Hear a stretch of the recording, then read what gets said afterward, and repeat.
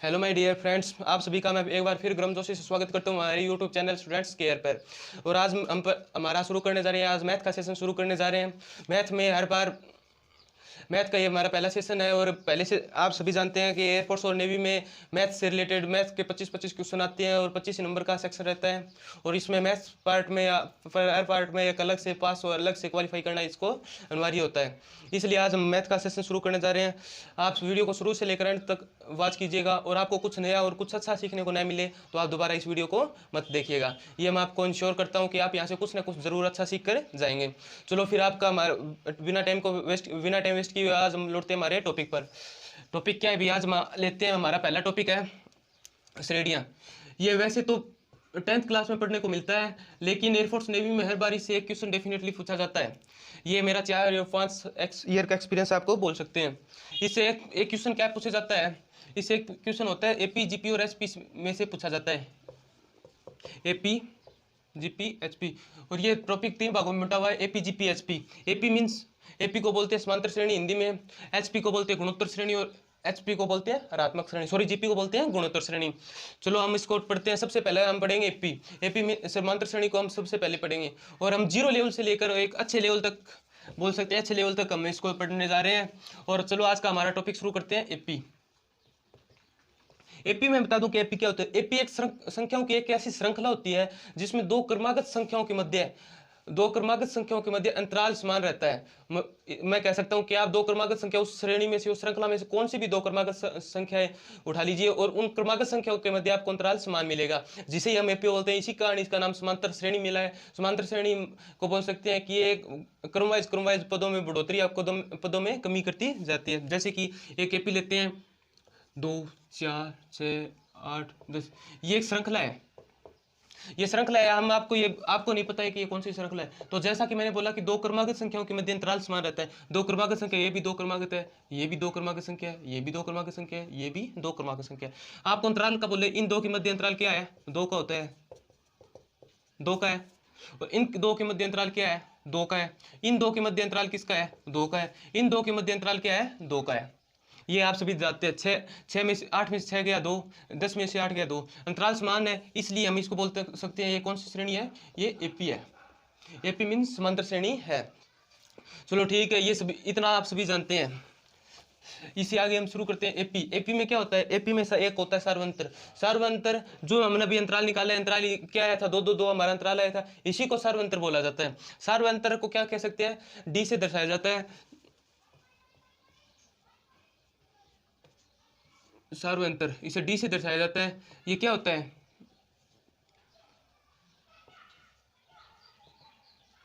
ये इसका फॉर्मूला ले सकते हैं। यहाँ पर एन क्या है? एन कोई भी पद है, जैसे कि हम पहला पद, दूसरा पद, एन की जगह कोई भी वैल्यू रखेंगे। एक से छोटी तो रख नहीं सकते, क्योंकि एक से छोटा कौन सा पद होगा? 0 में कोई पद होता है क्या? पहला पद होता है, दूसरा पद होता है, तीसरा पद होता है, ऐसे ही तो पद होते हैं। इसलिए एन की जगह पहला रखेंगे।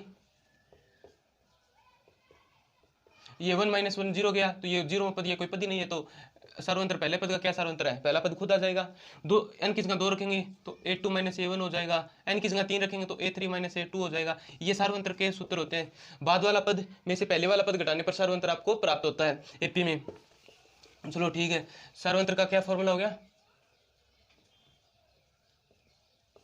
इसके बाद हमको करना है 5वां पद, 6वां पद, 7वां पद। कोई भी पद पूछता है 5वां पद कैसे निकालेंगे, 6वां पद कैसे निकालेंगे, 7वां पद कैसे निकालेंगे। इसके लिए एक फॉर्मूला होता है एनवां पद। एनवां पद, एनवें पद का फॉर्मूला क्या होता है? ए प्लस में n - 1 इंटू में डी। ये एनवें पद का फॉर्मूला होता है।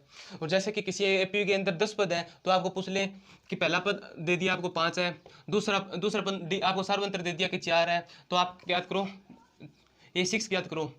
a6 ऐसे लिख दो या ऐसे दर्शा दो, इसका कोई ये एक सिंबल है दर्शाने के लिए। तो पहला पद क्या है? 6वां पद। हम क्या छठा पद को क्या ज्ञात करेंगे? ये हमारा फॉर्मूला होता है, जैसे कि आप सभी जानते हैं, a प्लस में n - 1 इंटू में डी।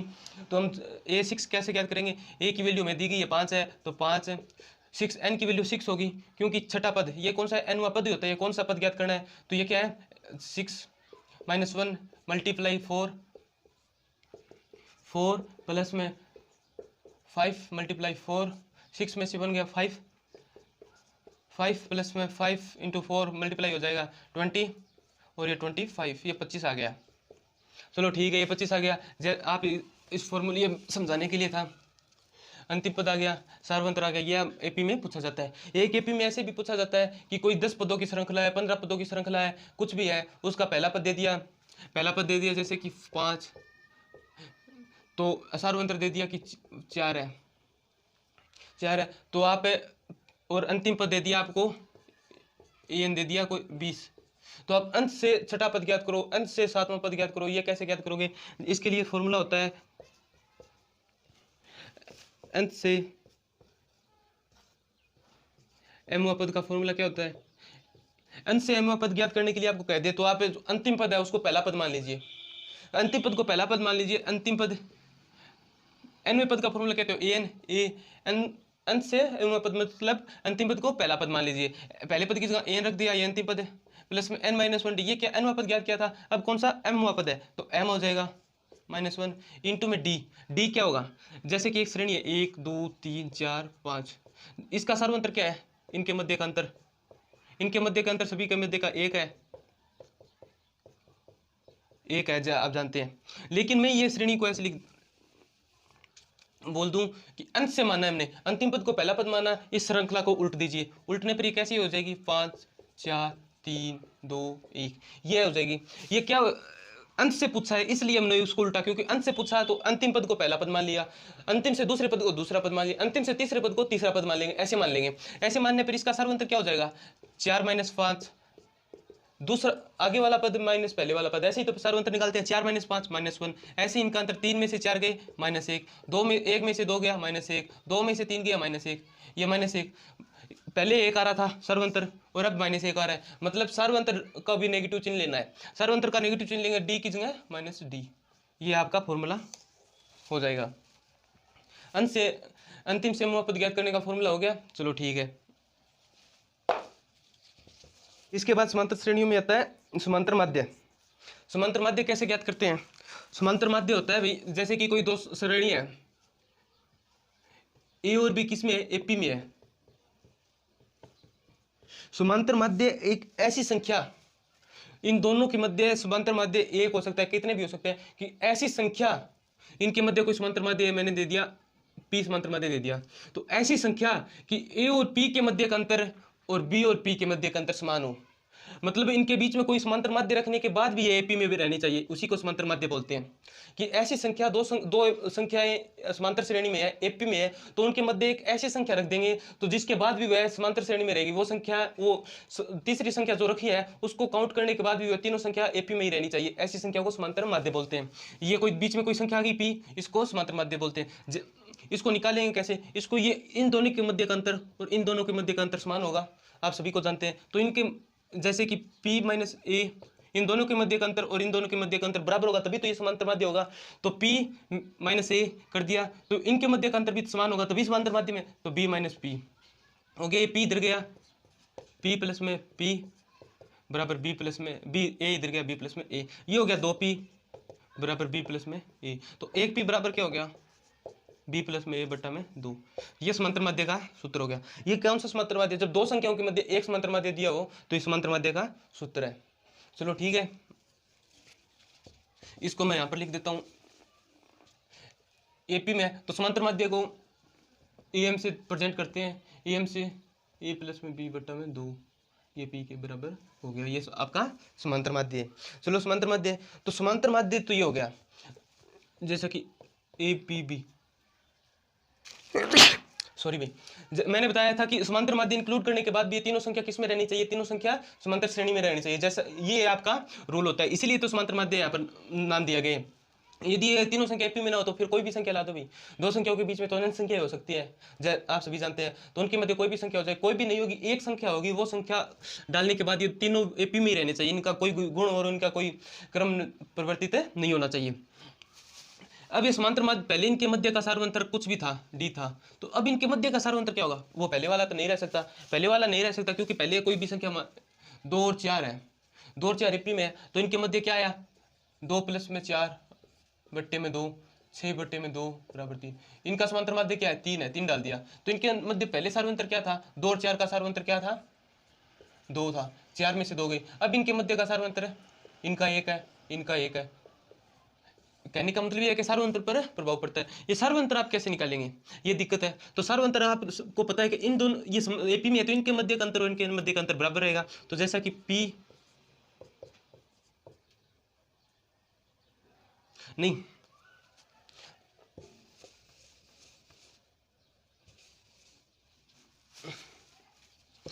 इनके मध्य का सार्वंतर होता है ये, इनके मध्य का सार्वंतर है, क्या लिख दिया, b माइनस ए। ये होता है, ये कैसे होता है कि अंत वाली संख्या में से पहले वाली संख्या घटा दो और उनके मध्य एक का भाग दे दो। इसको हम प्रूव करते हैं कि ये इनके मध्य का सार्वंतर कैसे होता है। चलो ठीक है, एक एपी ली हमने, दो, वही 2 4 वाली, इनके मध्य का सार्वंतर क्या है, 2 है। फिर इनका समांतर माध्य हमने इंक्लूड किया, क्या किया, 3 किया, तो इनके मध्य का समांतर माध्य क्या हो गया, 1 हो गया सार्वंतर। इनके मध्य का भी सार्वंतर 1 हो गया, मतलब सार्वंतर प्रभाव पड़ेगा, सार्वंतर 1 हो गया। तो पहले ये लेते हैं बी, बी किसको प्रेजेंट कर रहा है, ये, और ये ए को प्रेजेंट कर रहा है। तो बी माइनस ए, 4 माइनस ए की जगह 2, भाग देते हैं n प्लस 1। n क्या है, n यहाँ पर क्या है, समांतर माध्यों की संख्या है। n क्या है, समांतर माध्यों की संख्या है। समांतर माध्यों की संख्या, जैसे कि इनके बीच में क्या, कितने समांतर माध्य डाले गए, एक समांतर माध्य रखा गया है, तो ये n समांतर माध्यों की संख्या हो गई, समांतर माध्यों की संख्या हो गई। तो 1 प्लस में 1, 4 में से 2 गया, 2 भाग में 2, सार्वंतर क्या हो गया, 1 हो गया। जैसा कि आपको सभी ज्यादा इसके मध्य सार्वंतर 1 होता है। तो इसीलिए समांतर माध्य डालने के बाद सार्वंतर का फॉर्मूला आप नोट कर लीजिए। पी डालने के बाद भी सार्वंतर का फॉर्मूला क्या है, ये हो जाएगा, ये सार्वंतर का फॉर्मूला हो गया। तो अभी ये जरूरत थोड़ी है इसके मध्य एक ही समांतर माध्य आ सकता है, नहीं आ सकता, अभी बहुत आ सकते हैं। जैसा कि ए और बी क्या है, 2 समांतर श्रेणी में, इनके मध्य ये समांतर माध्य 1 आ गया, 2 आ गया, कितने आ सकते हैं, कितने भी आ सकते हैं, n समांतर माध्य मान लिया। एक क्वेश्चन बनता है फिर यहाँ से कि n समांतर माध्य, n समांतर माध्यों के योग का फॉर्मूला क्या होता है। n समांतर माध्यों के योग का फॉर्मूला चलो आपको बताता हूँ। n समांतर माध्यों के योग का फॉर्मूला होता है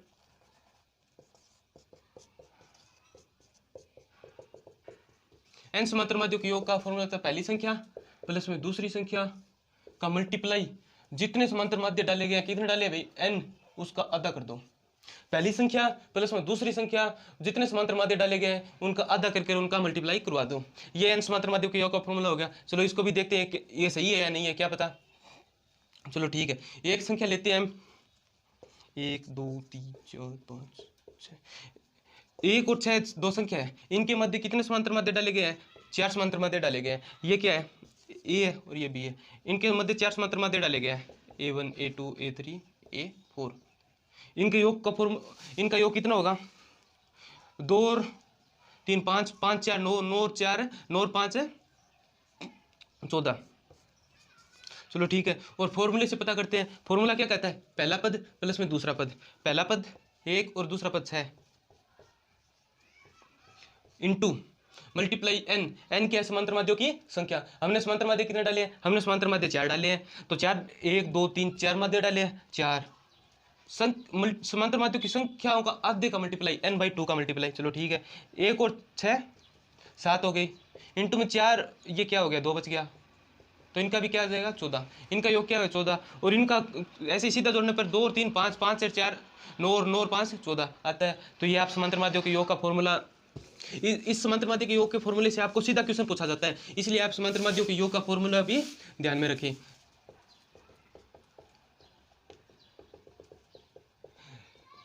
आपको मैं बता दूं भाई, यहाँ पर आपको मैथ पढ़ने के लिए नहीं, आपको मैथ सिखाई जाएगी, तो इसीलिए मैं प्रत्येक क्वेश्चन का एग्जाम्पल से आपको प्रूव कराता जा रहा हूँ। प्रत्येक सूत्र को, सूत्र निकालने अलग है, हमको निकालने नहीं, हमको वैसे इनको पढ़कर इनसे डायरेक्ट क्वेश्चन बनते हैं। जैसे कि कोई आपको 2 संख्या दे देगा, जैसा कि आप मैंने अभी दिया था, 2 संख्या है, उनके मध्य 5 समांतर माध्य है, तो उन 5 समांतर माध्यों का योग ज्ञात करो। ऐसे डायरेक्ट क्वेश्चन पूछे जाते हैं, ज्यादा टफ क्वेश्चन नहीं पूछे जाते हैं फर्स्ट नेवी के अंदर। जो मीडियम और लो मीडियम लेवल के क्वेश्चन होते हैं, और ऐसे इस तरह से क्वेश्चन पूछे जाते हैं कि जैसे कि वो 25 क्वेश्चन पूछ रहा है, तो 25 में से 10 क्वेश्चन बिल्कुल लो होते हैं, 10 क्वेश्चन मीडियम होते हैं, और 5 क्वेश्चन हाई लेवल के पूछे जाते हैं। इसीलिए हम लो और मीडियम वालों को भी कवर करते हैं, तो 20 क्वेश्चन होते हैं, 20 में से हमें एग्जाम में 16-17 क्वेश्चन तो हम कर आते सकते हैं, मतलब हम 15 से प्लस रिजल्ट पा सकते हैं। यदि मैथ का 15 से प्लस होता है तो इतनी भी मेरिट नहीं जाती है, तो मैथ का हम 15 से प्लस क्वेश्चन लेते हैं तो हमारा सिलेक्शन का क्राइटेरिया एक सुनिश्चित हो जाता है। तो इसीलिए हम अगले क्रम इसको आगे बढ़ाते हुए क्या बोलते हैं, हमने ये इसका योग का फॉर्मूला देख लिया, अंतिम से पद देख लिया। चलो एक क्वेश्चन लेते हैं, ये आपने उतार लिया होगा, चलो इसको मिटा देता हूँ। वीडियो को दोबारा बार बार यूजन से बार बार देखेंगे तो आपको ये सब याद हो जाएंगे, आपको एक्स्ट्रा इसके लिए पढ़ने की कोई जरूरत नहीं होगी। इसके लिए प्रैक्टिस सेट हम हमारे टेलीग्राम चैनल पर प्रोवाइड करा देंगे, जो कि हम आपको बता देंगे भविष्य में। इसका क्वेश्चन क्या है, किसी समांतर श्रेणी का किसी एपी का पीवा पद, ये क्वेश्चन हर टीचर करवाता है, हर बुक में आपको देखने को मिल जाएगा। इसीलिए मैं आपको करवाता हूँ, क्योंकि ये क्वेश्चन हर बार कौन से पैटर्न कौन से पारी में ये ऐसा क्वेश्चन देखने को मिलता है, इसीलिए ये क्वेश्चन हिट है भाई। मोस्ट मान लो इसको, पीवा पद 1/q है तथा क्यूवा पद 1/p है, तो पी क्यूवा पद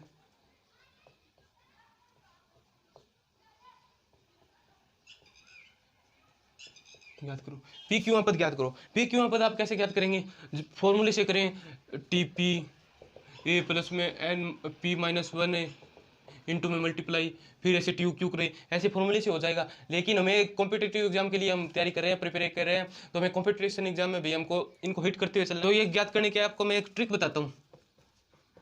ये ट्रिक मैं लगभग पूरी मैथ, पूरे सेशन, पूरी मैथ और पूरी बुक के अंदर लगाता रहूँगा। जैसे भी यहाँ पर कोई भी संख्या नहीं मिलेगी, ऐसे कोई बेकार संख्या के कोई क्वेश्चन दिया जाएगा अचर राशियों का, तो उस प्रत्येक राशि के अंदर प्रत्येक क्वेश्चन में मैं यही ट्रिक लगाऊंगा। एक ट्रिक से पूरे मैथ के अचर क्वेश्चन है सोल्व हो जाएंगे। तो चलो मैं आपको ट्रिक सिखाता हूँ। क्या है ट्रिक है कि पी की जगह कोई भी संख्या मान लो, आप पी की जगह कोई भी संख्या मानेंगे तो आप पी की जगह ऐसी संख्या मानना जो कि एक अच्छी हो, एक छोटी संख्या मानना जिससे कि आपको सॉल्यूशन और जो आप बाद में गणना करते हैं तो गणना में आपको कोई प्रॉब्लम ना आए। प्रॉब्लम पी की जगह वैसे आप कोई भी मान लेना, मैं मान रहा हूँ पी की जगह 1 पहला पद, क्यू की जगह मैं मान रहा हूँ 2 ये दूसरा पद हो गया। तो ये कोई बता रहा है मेरे को टी पी पहला पद क्या है 1/q, 1/q की जगह मैंने क्या लिया है 2, 1/2 पहला पद हो गया।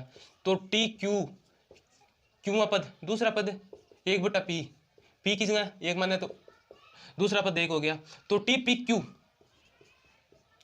ये डायरेक्ट इनडायरेक्ट कौन सा पूछा गया, दूसरा पद ही, दूसरा पद मैंने अभी निकाला है 1 है, तो ये पहला पद हो जाएगा। आपको ऑप्शन कैसे मिलेंगे, आपको इसका ऑप्शन मिलेगा p - q, q - p, p q 1/pq, ये 4 ऑप्शन दिए गए हैं। तो आप डिफाइन कर सकते हैं कि ये पहला 1 आएगा, क्वेश्चन में 1 नहीं, ऑप्शन में 1 नहीं दिया गया, तो आप कैसे पता लगाएं 1 है। तो इसके लिए आप पहले ऑप्शन को देखो। पहले ऑप्शन क्या है, p - q, p की जगह क्या माना है हमने 1 और q की जगह क्या माना है 2, ये -1 हो गया। लेकिन -1 तो हमारा उत्तर नहीं है, हमारा उत्तर क्या है 1 है। तो ये देखते हैं q - p, q क्या है, q हमने 2 लिया है, p क्या है 1 लिया है, तो 2 - 1 1, उत्तर तो मैच कर रहा है। और से नहीं करेगा ये क्या हो जाएगा p q 2 हो जाएगा और ये 1/2 हो जाएगा, और से मैच नहीं करेगा तो ये इसी से कर रहा है, इसलिए हमारा आंसर क्या हो गया q - p। ये ऑप्शन और किसी भी तरीके से मिल सकता है, एक मिल भी सकता है आपको डायरेक्टली, तो आप कैसे भी आप ऑप्शन के हिसाब से करेंगे। आज हम इसके फॉर्मूले देखते हैं और फॉर्मूलों के बाद हम इसको आगे क्वेश्चन की तरफ बढ़ाते हुए चले जाएंगे। क्वेश्चन लेंगे, हमें हमारा एपी कंप्लीट होने के बाद हम इसके बहुत सारे क्वेश्चन भी करेंगे, टेस्ट सीरीज भी लगाएंगे, तो इसलिए आप कृपया जुड़े रहे हमारे साथ। Thank you. आज के लिए बस इतना ही, धन्यवाद।